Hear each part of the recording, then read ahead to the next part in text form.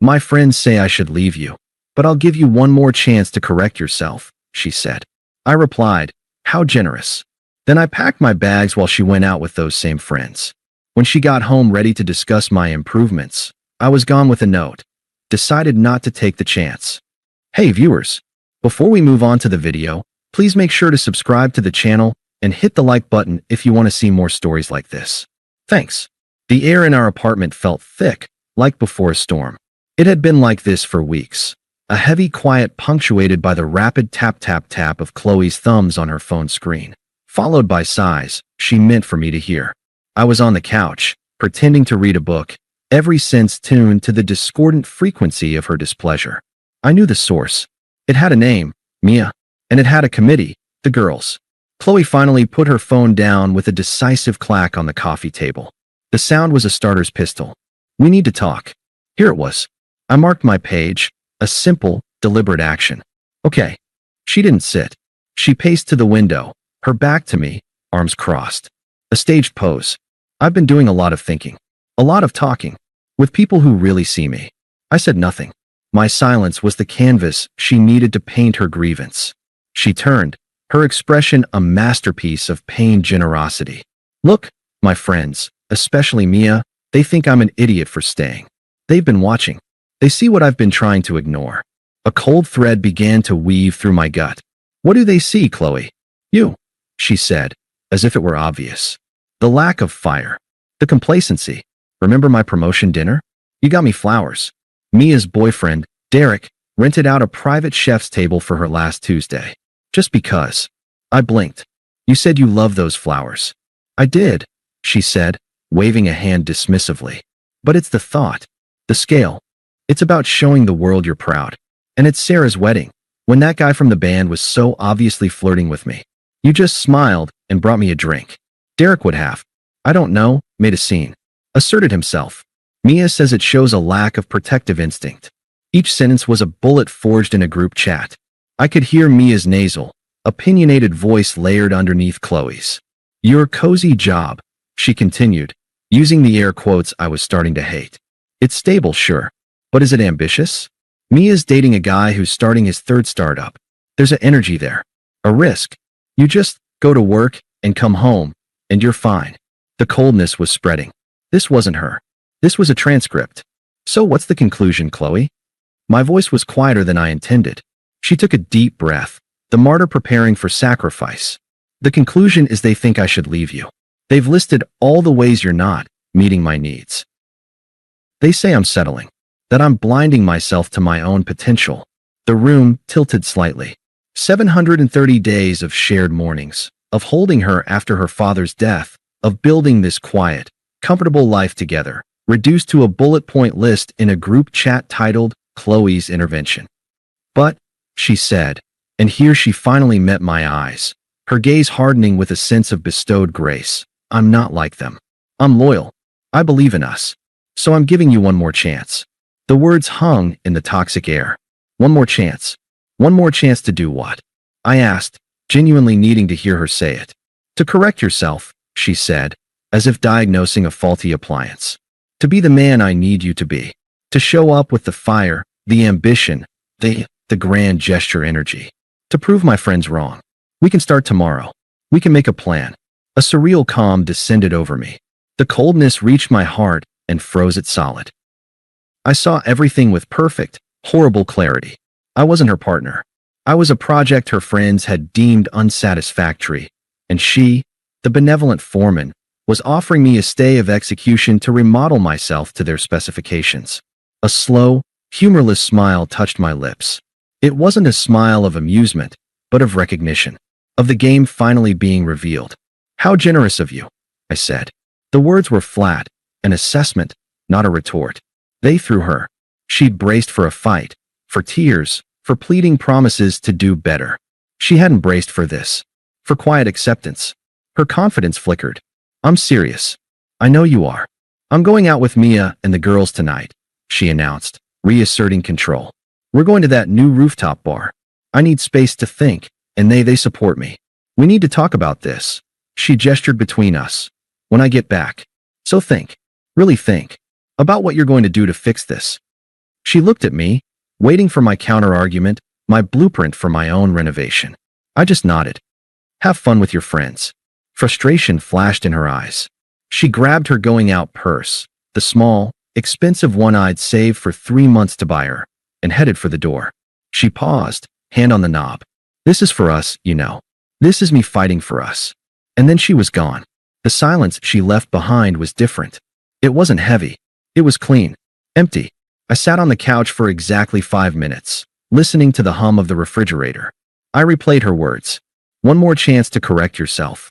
Not us. Yourself. I stood up. There was no anger, no frantic energy. Just a profound, tectonic detachment. I walked to the bedroom and pulled my old duffel bag from the top of the closet. I opened our shared dresser. My side. My socks, my boxers, my t-shirts. I folded them neatly and placed them in the bag. I took the 3 dress shirts from the closet, the pair of good shoes. From the bathroom, my razor, my toothbrush, the cologne she'd picked out for me. It makes you smell successful, she'd said. I didn't look at her side. It was already a museum of a life I no longer lived. I went to the small desk in the corner, my desk. My laptop, its charger, the external hard drive with my personal files. The framed photo of us from a hiking trip 2 years ago, when her laugh was real and not a performance for her friends. I left it. In the kitchen, I found a notepad stuck to the fridge with a magnet from a winery we'd visited. I took a pen from the drawer. The note needed no poetry. It needed to be a mirror. I wrote in clear, unhurried script. Chloe decided not to take the chance. Goodbye. I didn't sign it. She'd know who it was from. I propped it against the fruit bowl on the counter, right where she'd see it when she came in, high on cheap rooftop cocktails and the validation of her jury. I shouldered my duffel bag, took one last look at the apartment, the couch where I'd held her, the kitchen where we'd cooked lazy Sunday breakfasts, and felt nothing. It was a stage set after the play had ended. I locked the door behind me and walked down to my car. As I pulled out of the parking spot, I took out my phone. I went to her contact. I didn't block her yet. I just switched her text notifications to silent. Then I drove into the deepening night, the weight in my chest not grief, but the eerie, buoyant weight of a chains finally falling away. I drove to Jake's place. My oldest friend. I didn't call ahead. I just showed up on his doorstep with my duffel bag at 10 p.m. He took one look at my face, stepped aside without a word, and went to the fridge to get 2 beers. How long? He asked, handing me a bottle. Indefinitely, I said, and took a long pull. I told him what happened, repeating Chloe's words verbatim. One more chance to correct yourself. Jake, who had never been a fan of Mia or the committee, just shook his head, a slow, disgusted motion. So she put you on performance review? With her idiot friends as the HR department? Basically. And you just left? I just left. A grin broke across his face. Good. The only correct response to an ultimatum like that is to vanish. It's the nuclear option of self-respect. He cleared off his couch, gave me a blanket and pillow. As I lay there in the dark, staring at the ceiling of his spare room, I waited for the pain to hit. The grief, the heartbreak, the longing. It didn't come. In its place was a vast, empty quiet. It wasn't peaceful, not yet. It was just null, the emotional equivalent of white noise. My phone, face down on the floor, lit up at 12:37 a.m. A call. Chloe's name. I watched it ring until it went to voicemail. A minute later, it buzzed with a text. I didn't look. It buzzed 3 more times in quick succession. Then silence. In the morning, over coffee, I finally checked. The first voicemail, timestamped 12:37 a.m. Background noise of laughter and clinking glasses. Then her voice, slurred and loud. Hey, where are you? We need to talk when I get home, remember? Call me. A giggle in the background, unmistakably Mia's. Just call me, okay? The texts, 12:41 a.m. Hello? Are you really not home? 12:55 a.m. This is childish. You're just trying to punish me. It's not going to work. 1:15 a.m. Fine. Whatever. Be like that. We'll talk tomorrow. I felt nothing. Not anger, not hurt. It was like reading messages meant for a previous tenant. I took a screenshot of the note I'd left, saved it to my phone. Then, methodically, I blocked her number. I blocked her on every social media app. Instagram, Facebook, even the professional one she never used. It wasn't an act of anger. It was digital sanitation. Cutting a tie to a source of infection. Jake watched me. You okay, man? I don't know what I am, I said honestly. But I'm not sad. I think I'm free. That was day 1. The first week was a lesson in silence. My world, which had for 2 years been filled with the constant background noise of Chloe's moods, opinions, and social dramas, was now eerily still. I called my landlord, explained the situation, a necessary breakup. I needed to be removed from the lease. He was a decent guy, asked if I was safe, and said he'd start the paperwork. I went to the apartment one last time when I knew Chloe would be at work. I took the rest of my clothes, my books, a few small pieces of furniture that were mine. I left the key on the counter. The note was gone. The silence from my end was absolute. But the universe, through the grapevine of mutual acquaintances, began to feed me pieces of the story. It started with Sarah, a friend from college who was tangentially connected to Chloe's circle, but always fair-minded. She texted me on day 4. Hey, heard about you and Chloe. Just wanted to check in on you. I replied, I'm okay. Thanks, Sarah. A few minutes later, her bubble popped up again. She's telling everyone you had a nervous breakdown and abandoned her. Mia's leading the charge. It's intense. I wrote back, let them talk. It doesn't matter. Sarah, for what it's worth, I never liked Mia. She's a poison pill. Take care of yourself. That was the first confirmation of the narrative they were spinning. I was the villain, the coward who cracked under pressure. It was fine. Villains don't have to attend committee meetings. The voicemails and texts had stopped once I'd blocked her. But on day 7, a new number popped up on my screen. A local area code. I let it go to voicemail. Okay, you made your point. Her voice was clear now, sharp with impatience. You're hurt. I get it. This silent treatment is juvenile.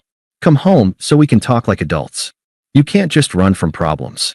There was a click. The condescension was a tangible thing. She still thought this was a tactic, a negotiation ploy. She was waiting for me in the empty apartment, ready to hear my list of proposed improvements. I deleted the voicemail and blocked the new number. Day 10 brought another new number. This time, the message was different. The performative patience was gone. You know what? My friends were right. You are a coward, running away instead of facing things like a man. Mia says this just proves everything she said about you. So congratulations. You played yourself. Her voice was tight with fury. She was trying to provoke a reaction, any reaction, to prove she still had a hook in me. I imagined her in that apartment, surrounded by the ghost of my presence, her anger growing with every hour I refused to engage. I blocked the number. Then, for 2 weeks, nothing. Radio silence from her end. But the grapevine was busy. I ran into Mike, a guy who worked with Chloe's friend's boyfriend, at the gym. We were spotting each other on the bench press. Dude. He grunted, wiping his forehead. Heard about your situation. Rough. I'm managing, I said, re-racking the weights. Yeah, well, you might be better off. He lowered his voice. My girlfriend's in that whole crew. She says Chloe's lost it a bit. She rebounded hard with some guy Mia set her up with. Some entrepreneur named Leo. I kept my expression neutral. Good for her. Mike snorted. Doubt it. Guy sounds like a tool. Shows up in a leased sports car, talks nonstop about his brand, buys rounds for the whole bar to make a point. According to my girl, Chloe's all over him, like she's trying to prove something. It's sad. I just nodded. It was sad. But it was a sadness that belonged to a stranger. It had nothing to do with me. The next report came from Sarah again, a week later. A simple text with a link to a private Instagram story screenshot. It was Mia's story.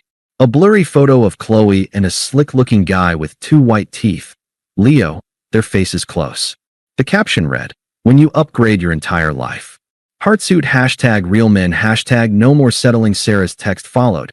She's making sure you see this. She had Mia post it publicly. It's so transparent. I didn't respond. I didn't need to. The act of trying to hurt me with this proved my absence was a wound. They were shouting into a void, desperate for an echo. The final piece of the karma puzzle came not from a friend, but from a bystander. I was getting a coffee when I heard a familiar, shrill laugh. I glanced over. It was Mia, at a corner table with 2 other girls from the committee. They hadn't seen me. I took my coffee and sat with my back to them, partly hidden by a large potted plant. Completely obsessed, Mia was saying, her voice carrying. It's pathetic. He texts her every hour. Where are you? Who are you with? Last night he flipped out because she liked some guy's photo from. Like, 2019. One of the other girls giggled nervously. Chloe said he's just passionate. Passionate. Mia's laugh was a razor. Please. He's controlling. He already asked her how much money she has in her savings. But whatever, she wanted a guy with fire, right? Now her apartment's on fire. Poetic. Does she talk about, her ex? The third girl asked. Oh, constantly, Mia said, dripping with faux sympathy. He was so stable. He never checked my phone. Boo-hoo. She made her bed. Let her lie in it with Mr. Passion. Their conversation moved on, but the damage was done. I sat, sipping my coffee, watching the people on the street. The grand gesture guy, the real man, was exactly what you'd expect. Insecure, volatile, and financially predatory. Chloe had traded a peaceful harbor for a dramatic, leaking ship, and her first mate, Mia, was already gossiping about the coming wreck. I finished my coffee and left, walking past their table without a glance. They were so engrossed in their drama, they didn't even notice me. The ultimate irrelevance. That night, at Jake's, I finally felt the first flicker of something other than numbness. It wasn't happiness. It was the quiet, solid satisfaction of a bullet dodged. The storm I'd walked away from was now raging in full force, and I was sitting in a dry house, listening to the distant thunder. The unfairness of the betrayal had faded. In its place was a simple, unshakable knowledge. I had made the only choice possible. Her life was unraveling, thread by thread, pulled by the very hands she'd entrusted with her happiness. And my silence was no longer just an absence. It had become a wall, impenetrable, final, and on my side of it, the air was finally starting to feel clean. The universe has a cruel sense of humor. Just as I'd settled into the quiet rhythm of my new life, crashing at Jake's, focusing on work, actually using my gym membership, the first direct plea arrived. Not from Chloe, but from her lieutenant. It was a Thursday evening. An unknown number with a familiar area code flashed on my screen. I almost didn't answer, but a gut instinct told me to. Hello. Finally. The voice was sharp, accusatory, and unmistakably belonging to Mia. Do you have any idea what you've done? I leaned back in Jake's desk chair, the calm settling over me like armor. Mia, to what do I owe the displeasure? Don't you take that tone with me, she snapped. This isn't a joke. Chloe is a mess. She's completely destroyed because of you. You just ghosted her? After everything? What is wrong with you? I let her words hang in the digital silence between us. Is there a point to this call, Mia? Or are you just practicing your dramatic monologue? She huffed, an angry sound. The point is you need to fix this. She made a mistake, okay? She was under pressure. We all were just trying to look out for her. But you took it to a nuclear level. You abandoned her. And now that Leo guy, he's a monster. He's controlling. He's mean. He's bleeding her dry. She's crying every day. You need to be the bigger man here. You need to come back and help her. She needs her rock. There it was. The breathtaking audacity. The same person who orchestrated my dismissal was now summoning me back for cleanup duty. I felt a flicker of disgust, but my voice remained level. Let me get this straight, I said, my tone flat, analytical. You and your friends convinced Chloe I was inadequate. She issued me an ultimatum to fundamentally change who I was. I declined. She moved on to a man of your recommendation. That man is now abusive. And your solution is for me to return and resume my post as the rock she deemed boring. Is that an accurate summary? She sputtered. You're twisting it. She loved you. She was just confused. She was clear. I corrected. And so was I. I am not responsible for the consequences of Chloe's choices, Mia. You certainly aren't acting like it. I suggest you help her, since this situation seems to be of your making. Do not contact me again. You selfish prick. She's suffering. Her voice was a shriek now, the mask of concerned friend fully off, revealing the spite beneath. Then you should be a better friend, I said quietly. Goodbye. I ended the call and blocked the number. My hand was steady. There was no adrenaline rush, no righteous anger. Just the sterile satisfaction of closing a malfunctioning file. The call from her mother came 2 days later. This one hurt differently. A low, empathetic thud. Carol had always been kind to me. Hi, sweetheart, she said, her voice heavy with regret. I'm so sorry to call like this. Hi, Carol. I kept my voice neutral, respectful, but distant. I don't know what happened between you two. She won't tell me the whole story, but she's not herself. This new man. I've met him. He frightens me. She's lost weight. She jumps at loud noises. I think you might be the only one who can get through to her. She listens to you. Listen to you. This was the hard one. The appeal to my old nature, to the protector I had been. I saw a flash of Carol's face, worried and sad. But I also saw Chloe's face, dismissive and smug, telling me I needed correction. Carol, I said, my voice softening a fraction, but with no give in it. I care for you, and I'm truly sorry you're worried.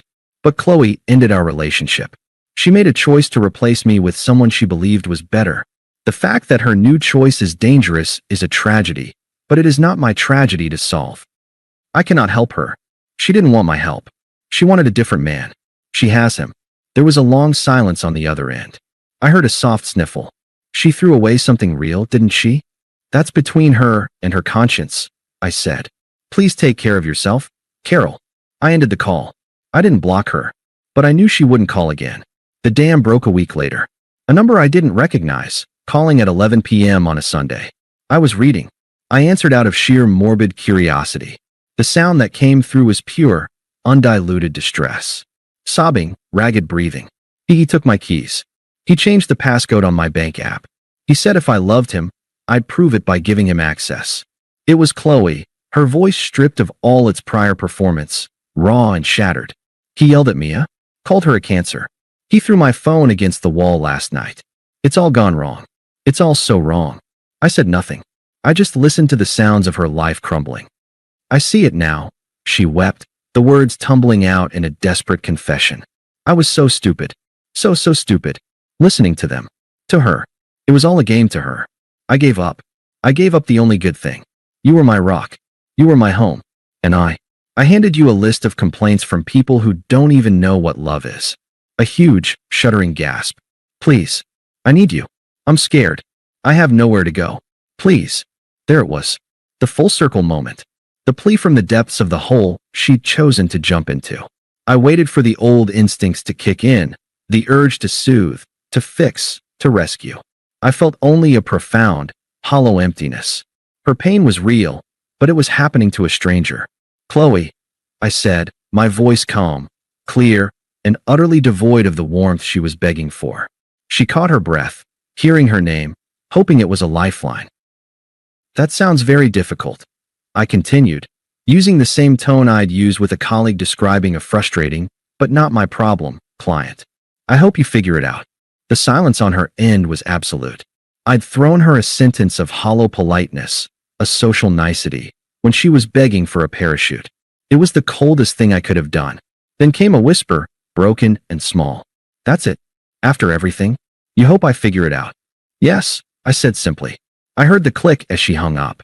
I placed my phone down, finished my chapter, and went to sleep. My sleep was dreamless and deep. The final piece of the puzzle arrived not as a confrontation, but as a digital whisper. A direct message on Instagram, from an account I barely remembered. Mark, Mia's long-suffering boyfriend. The message was just a series of screenshot images and 3 words. Thought you should know. The screenshots were from a private group chat titled The Council. The arrogance was staggering. The members were Mia, Sarah from the wedding, and another girl. The messages were time-stamped from before the ultimatum. Mia, Chloe's guy is such a beta. He's holding her back. She needs a push. Sarah, isn't he nice to her though? Mia, nice is code for boring. My cousin Leo is in town. He's all alpha. Fake it till you make it, baby. He'll blow her mind and her ex's ego. Other girl, what if she doesn't go for it? Mia, then we make her see how lacking her current model is. We stage an intervention. List the flaws. She's impressionable. She'll crack. Either he shapes up, doubtful, or she upgrades to Leo. Win-win. The last screenshot was from just a few days ago. Mia, update. Leo is a psycho. Chloe's a wreck. This is more drama than I bargained for. But honestly, it's kind of her karma for being so weak-willed. Should have stuck with her safe bet. I stared at the screen. There was no rage. It was just clinical confirmation. Chloe hadn't just listened to her friends.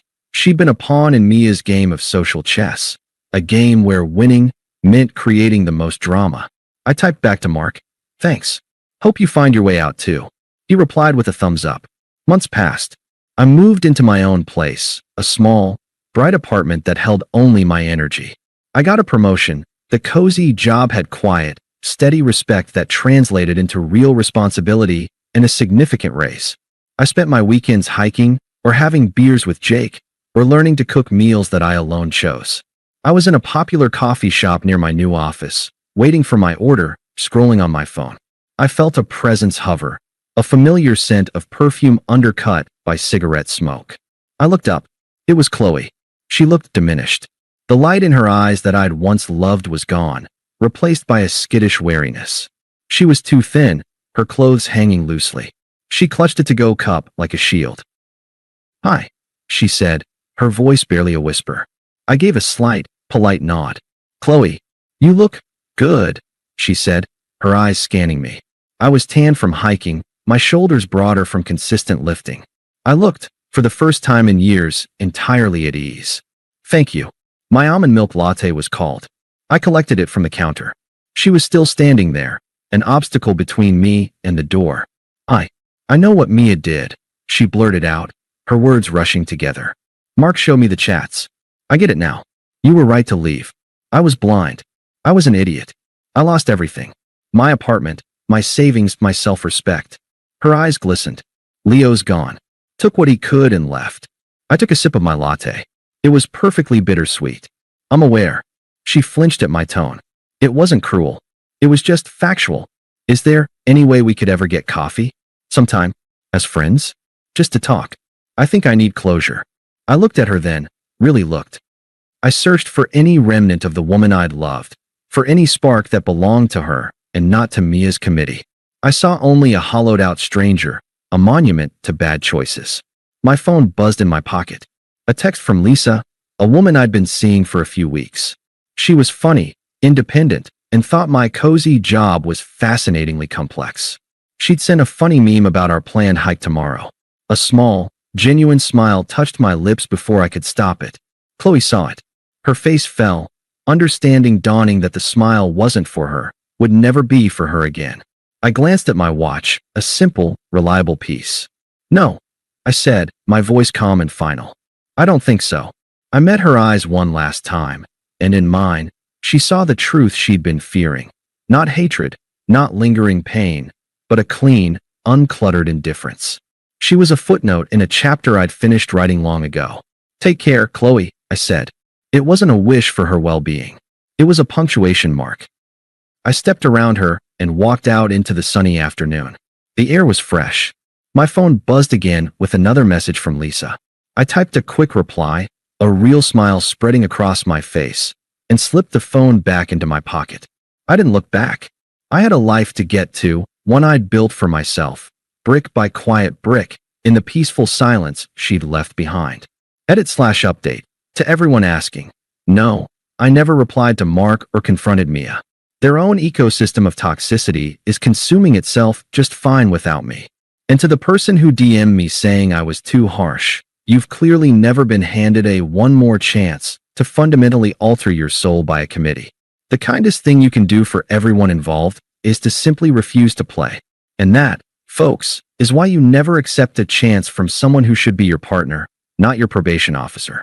Thanks for watching. Make sure to subscribe to the channel and hit the like button. What do you think about this story? Share it in the comments.